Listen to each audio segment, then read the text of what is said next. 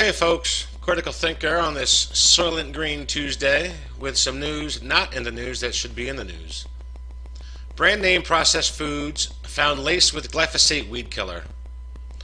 And if you've clicked on this video, you know what glyphosate is. Due to the widespread adoption, GM crops, glyphosate has become the most commonly used weed killer in the farming industry. Each year, more than 300 million pounds of glyphosate-based herbicides are sprayed on American food crops, lawns, and gardens. This has prompted the EU to even discontinue their authorization of glyphosate in commercial products in Europe, which I doubt that'll happen. Furthermore, recent safety testing has shown that glyphosate residues can cause harm to human health, even at ultra-low levels. While the evidence is clear, the authorities, unfortunately, keep allowing this dangerous toxin to end up in our food chain at worrying levels. You know, and this always, I'll harp on this time and time again, because I read a sentence like that, and the evidence is clear that it causes harm, and yet it's allowed at worrying levels. You know, it always speaks about intent, and if you don't think that they wouldn't weaponize food, remember, the idea is to chisel us down to under 1 billion, preferably, I believe, 500 to 600 million is their ideal number. However, they can't just wipe this off the face of the earth. So they create this entire mechanism of keeping us sick, functionally sick, and also profit on the back end of these diseases that they're creating. While Monsanto has continuously claimed that Roundup is harmless to our health, multiple studies are painting a different picture. Wow, that's shocking. The testing and analysis were requested by Food Democracy Now! And the Detox Project, who bundled the results in a 29-page report called Glyphosate Unsafe on Any Plate. Catchy title. Oh wait, I already had that. Couple things this addresses, and this is I'll leave a link to this, definitely. What else, where else has glyphosate been found? Food, urine, breast milk, rainwater, rivers, tap water, and tampons. FDA has never done testing. You know, begs the question, why are they even there? It's such a joke. This, I mean, if you've been listening to my videos, you know I have a passionate loathing for regulatory agencies because of the revolving door.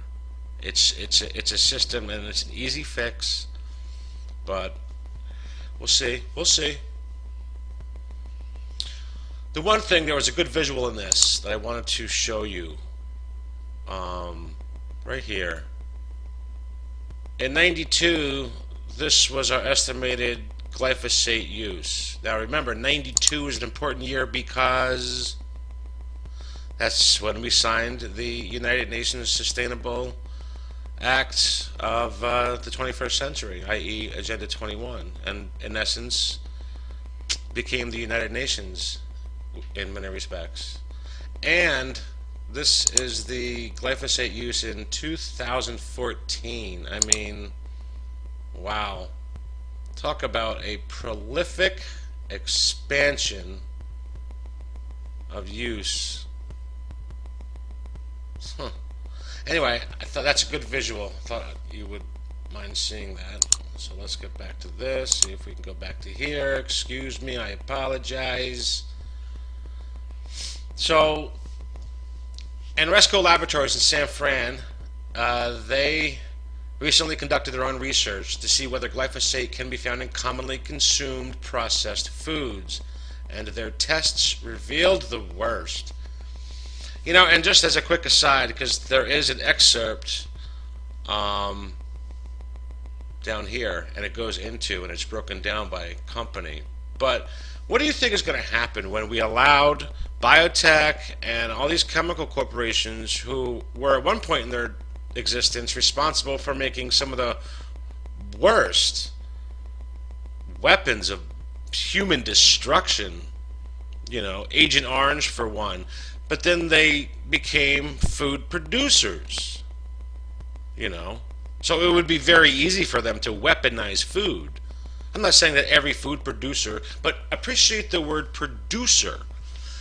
Most of these, big chemical corporations that are pumping up this food, they're lab technicians in white coats with little beakers full of chemicals. The only thing that might be real, and that's probably GM, is the potato in a bag of potato chips, because the flavoring of barbecue, sour cream, and onion and cheddar or whatever, all that shit is chemicals. It's not real.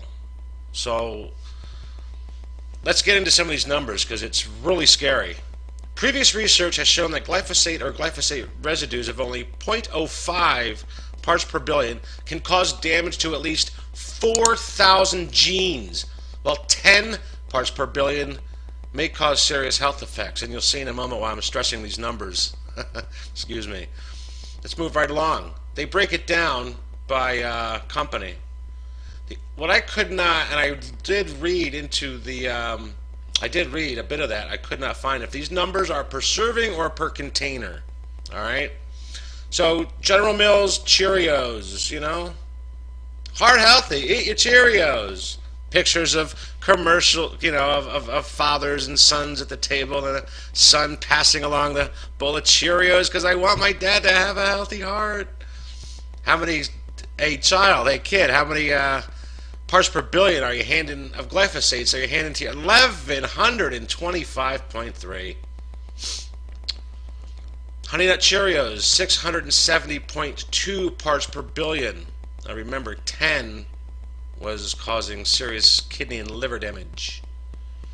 0.05 was causing serious damage to genes. 4,000. And if you think you're eating healthy and organic, think again. Kashi Organic Promise, 24.9 parts per billion.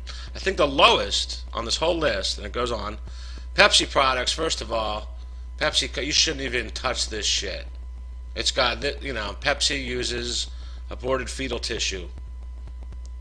The lowest one was Goldfish crackers, and that was still damaging 4,000 sets of genes as well, or genes, and doing, I guess, a little bit of damage to your kidney and liver. I guess if you go on Pradaxis or whatever, something, we can treat that for you if you'd like, at a really low cost. But we'll give you a deal. We'll bundle you. We'll give you a nice bundled deal. Organic, there it is again. 119 points. So even if you think you're eating healthy, it's chemical, and you have to understand this. It's not just the food, it's also what they package the food in. That's all full of phthalates and that plastic and the bender-jending stuff. What the hell do you eat? Steer your family clear of glyphosate-tainted foods. Eliminate all processed foods from your daily diet. Only then can you be absolutely. So I also wanted to, so that's that. I'll leave a link. But, if you're using any of these products, if you're eating any of this, you might seriously want to reconsider, So just be wary of what you're eating, as always. But wait a second. If you are passionate, here's another related story about food. This is incredible. Because, I just gave you, an article on exactly why you should be seriously concerned about what you're putting into your body because of what's in it. And it's not due to paranoia. It's due to their own studies and facts. However, let's go down the road of complete insanity. Passion for eating healthy food declared a mental disorder by the head shrinkers.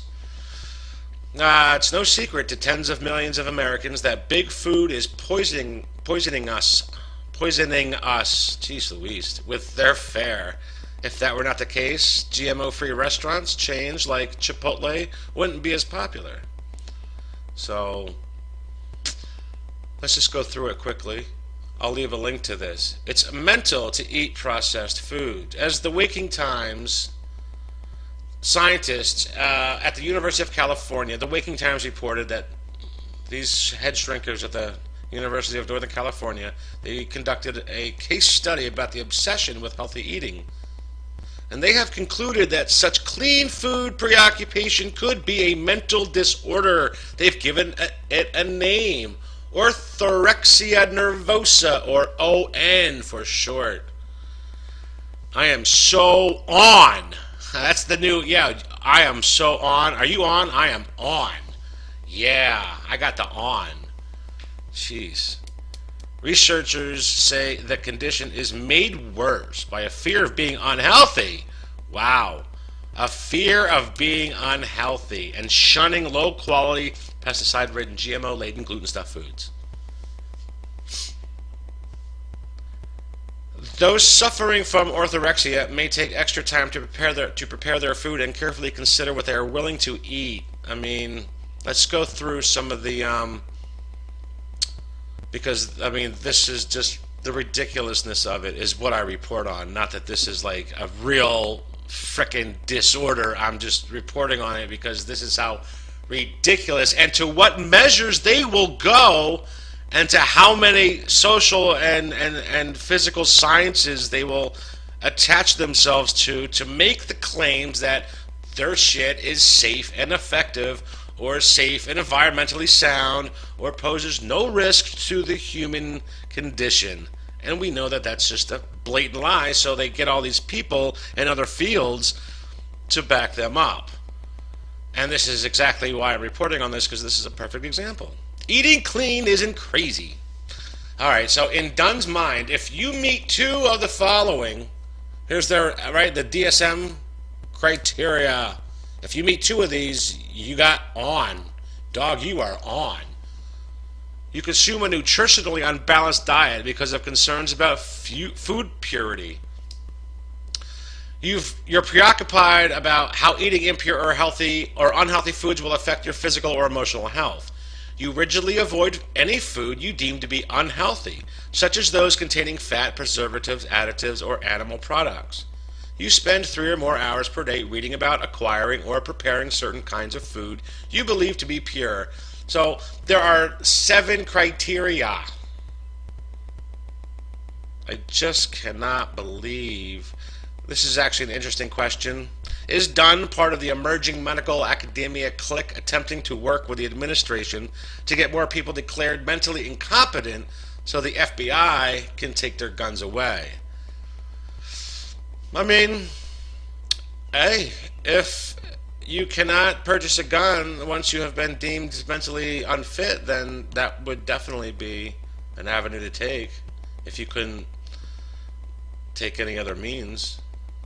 So I just thought that was just incredible. So we have absolute evidence that the food is toxic, but if you think that, then you need to be put on one of our pharmaceutical drugs and be made better.